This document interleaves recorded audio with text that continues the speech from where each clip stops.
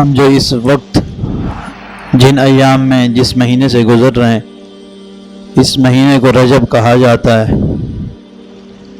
اور رجب کا چاند دیکھتے ہی نبی کریم صلی اللہ علیہ وسلم نے یہ دعا کی تھی کہ اللہم بارک لنا فی رجب و شعبان وبلغنا رمضان،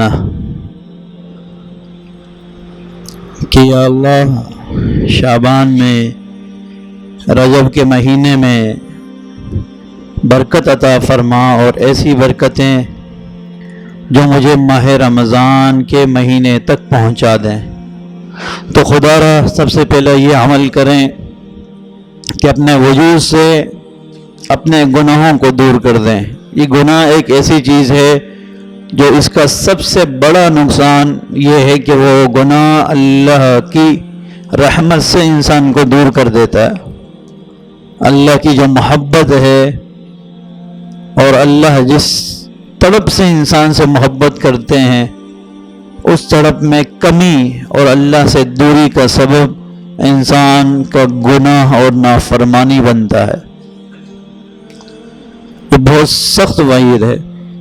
اللہ رب العزت فرماتے ہیں، دیکھو کہ میں تو تم سے محبت کرنے والا ہوں، میں ایسا نہیں ہوں کہ کسی پر ظلم کروں، میں ایسا نہیں ہوں کہ تمہیں بیمار کروں، میں ایسا نہیں ہوں کہ تمہیں کسی تکلیف میں مبتلا کروں، میں ایسا نہیں ہوں کہ تمہارے لیے بادلوں سے بارش کو برسانا روک دوں، یا پھل فروٹ کو اگانا روک دوں، اپنی نعمت کو، کسی بھی نعمت کو تمہارے لیے روک دوں، تم سے سلب کر لوں۔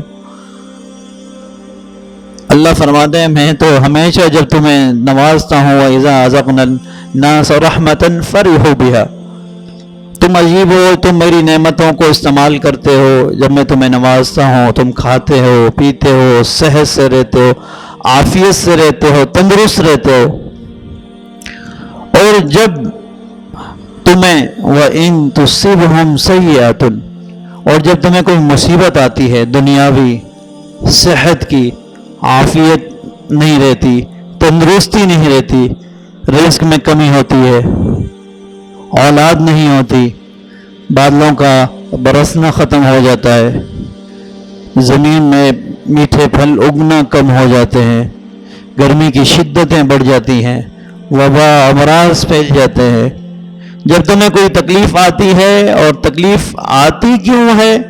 وَإِن تُصِبْهُمْ سَيِّئَةٌ بِمَا قَدَّمَتْ أَيْدِيهِمْ، تمہارے ہاتھوں نے جو کما کر بھیجا ہوتا ہے، تمہارا جو عمل ہوتا ہے، تم نے جو اس دنیا میں رہ کر نافرمانی کی ہوتی ہے، یہ اس کا بدلہ ہوتا ہے۔ یہ ایسا نہیں ہے کہ میں تم سے نفرت کرتا ہوں، یا میں تمہیں بیماری میں یا تکلیف میں دیکھنا چاہتا ہوں۔ اللہ فرماتے ہیں ایسا نہیں ہے۔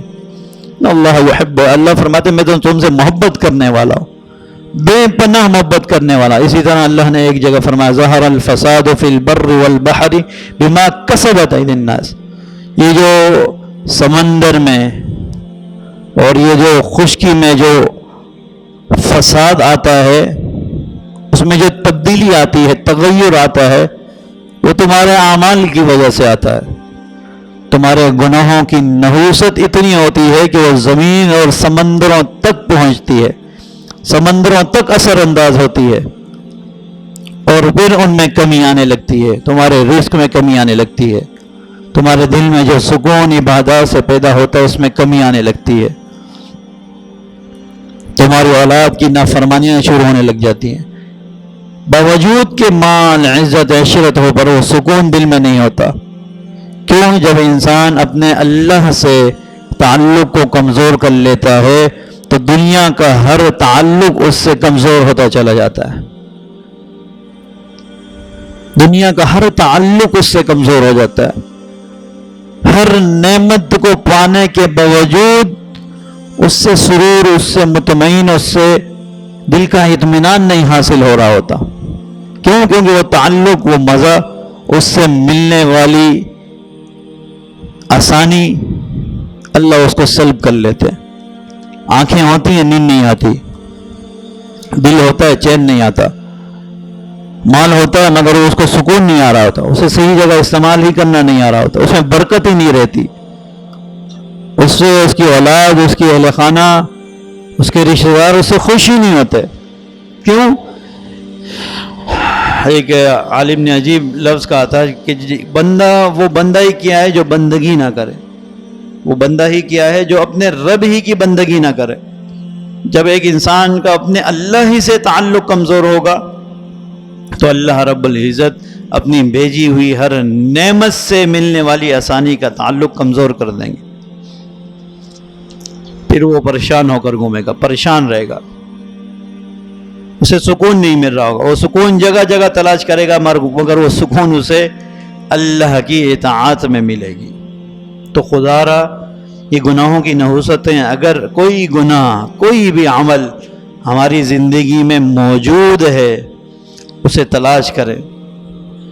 امام مجدد الفسانی کا ایک جملہ ہوتا تھا، وہ اکثر اپنی مکتوبات میں اسے لکھتے ہیں کہ دید قصور، اپنی غلطی کو دیکھنا، اپنی غلطی نظر آ جانا. ایک گناہگار انسان حضرت کے پاس پیش ہوا اور کہا کہ حضرت میں تو گناہوں کی طرف نگاہ ڈالتا ہوں، اس گناہ کو چھوڑ بھی دیتا ہوں جب مجھے پتہ چلتا ہے، مگر گناہ ختم ہونے کو نہیں ہے. ایک گناہ سوچتا ہوں، اس کو چھوڑتا ہوں، دوسرا گناہ میری زندگی میں ہوتا ہے، تیسرا ہوتا ہے، چوتھا ہوتا ہے. یہ تو گناہوں کی لین لگی ہوئی ہے. حضرت نے اسے جواب دیا، یہی انسان کا کمال ہے اور یہی اسے کمال تک پہنچا دیتا ہے کہ وہ اپنے گناہوں کی طرف نگاہ کرنے لگ جائے. جب انسان کی نگاہ اپنی خطاؤں کی طرف پڑ جاتی ہے تو اللہ اس کو کمال تک پہنچا دیتے ہیں. ہماری نگاہ اصل میں ہماری خطاؤں کی طرف نہیں ہے، دوسرے لوگوں کی تو غلطیوں کی طرف ہے، اپنی خطا کی طرف ہماری نگاہ نہیں ہے. کوئی انسان اگر چھوٹا سا بھی کوئی گناہ کرتا ہے تو ہمیں وہ گناہ اتنا بڑا لگتا ہے کہ پہاڑوں کے برابر. یار اس شخص نے تو ایسا کیا، میں نے اس سے یوں پوچھا تھا تو یہ سچ یہ تھا، اس نے مجھ سے جھوٹ بولا. اور اپنے گناہوں کو جو بڑوں سے بڑا گناہ، کبیرہ گناہ کیوں نہ ہو، وہ اسے معمولی لگتا ہے. تو حضرت نے فرمایا یہ تو انسان کو کمال تک پہنچانے والی صفت ہے کہ دید قصور اسے حاصل ہو جائے، اپنی غلطیوں پر وہ نظر کرنے والا بن جائے، اپنی غلطیاں، اپنی خطائیں اسے نظر آنے لگ جائیں. یہ انسان کو کمال تک پہنچا دیتا ہے. مزید اس طرح کی اسلامک ویڈیوز کو دیکھنے کے لیے ہمارے فیس بک پیج جامعہ اسلامیہ clifton.edu کو لائک کریں اور ہمارے YouTube channel Jamia Islamia Clifton official کو ضرور سبسکرائب کریں. جزاک اللہ.